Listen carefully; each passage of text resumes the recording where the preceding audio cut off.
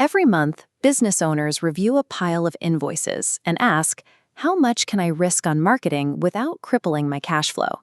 If you search for an answer, you'll hit the standard baseline from the U.S. Small Business Administration. Allocate somewhere between 5 and 10% of your annual gross revenue. But a single, flat percentage ignores the math of your specific industry. A restaurant operating on notoriously thin margins might need to stick closer to 3%. Meanwhile, a plumbing contractor, where a single job can be worth $2,000, can easily justify spending 10% to acquire those high-ticket leads. Applying a contractor's 10% budget to a restaurant will quickly eat away whatever profit margin is left. But forcing a contractor to live on a 3% budget guarantees they remain invisible in local search results. Most businesses don't operate on annual horizons.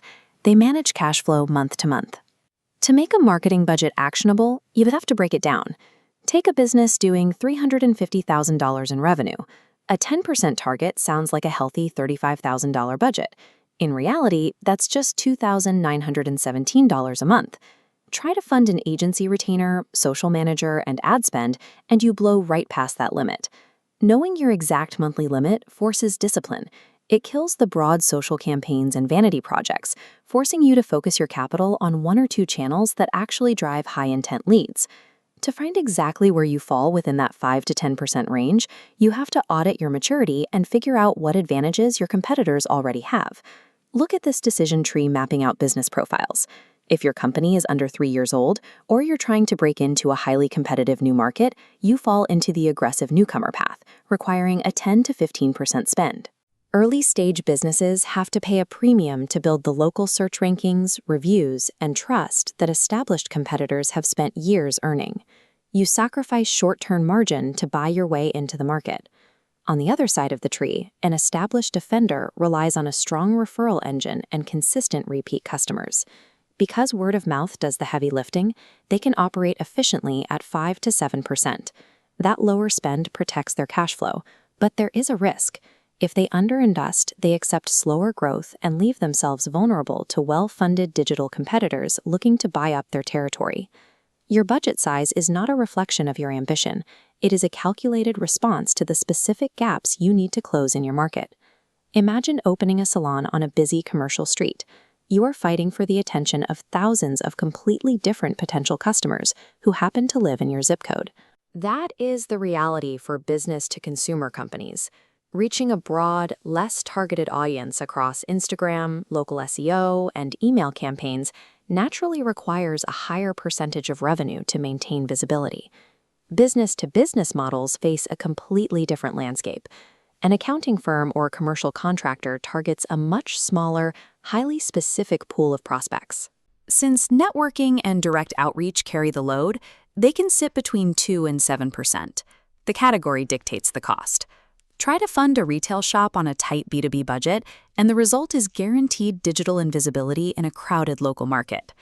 Once you lock in a monthly dollar amount, the next operational hurdle is distributing those funds. Put all your money into an unproven tactic, and a bad month can wipe out your cash flow. This horizontal bar chart visualizes the 70-20-10 budget allocation framework, a structure built specifically to mitigate that risk. The vast majority, 70%, goes strictly toward proven, measurable lead generation channels like Google Ads, where the return is highly trackable. Then you split the remainder. 20% is dedicated to testing new channels with high potential.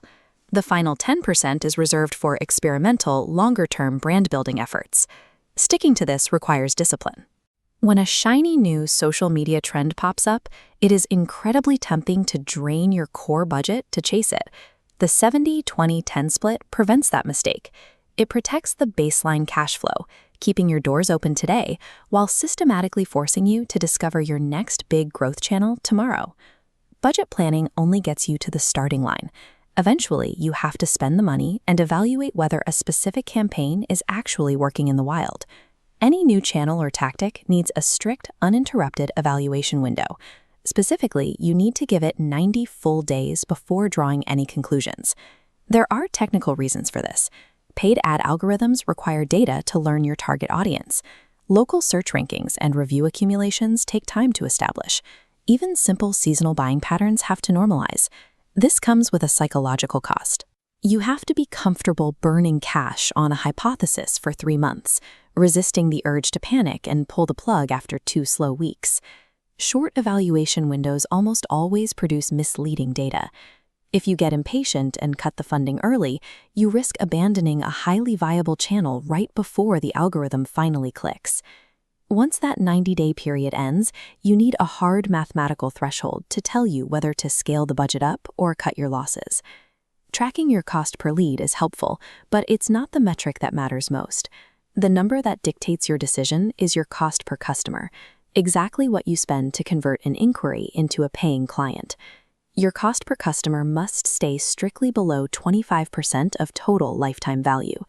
Data in this green zone means scaling up is justified. If costs consistently exceed 25% after 90 days, the problem is bad targeting or a weak offer, not the budget. Figuring out your marketing budget isn't about blindly hitting an arbitrary 10% target. It's about setting a firm monthly limit, picking the right channels for your business type, and buying profitable customers within strict, predetermined mathematical boundaries.